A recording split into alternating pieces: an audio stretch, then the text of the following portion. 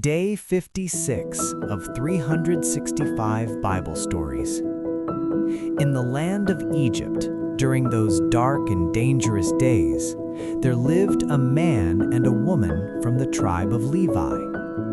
The woman had just given birth to a beautiful baby boy.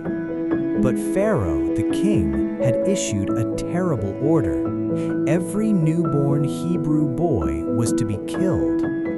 When this brave mother heard the decree, panic gripped her heart. She loved her little son so deeply. He was her pride and her joy. She couldn't bear the thought of losing him. So she searched her home carefully and found a secret spot to hide him. For 3 long months, she kept her baby concealed, protecting him from the world outside.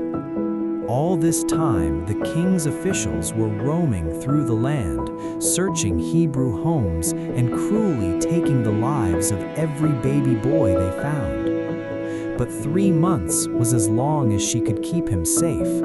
The risk was growing too great.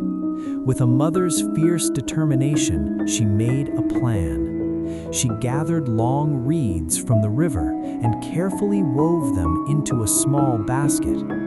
Then she sealed it tight to make it waterproof. Gently, she placed her precious baby inside.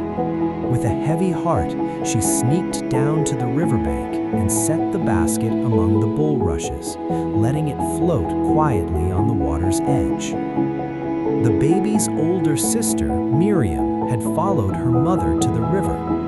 When their mother returned home, Miriam stayed behind.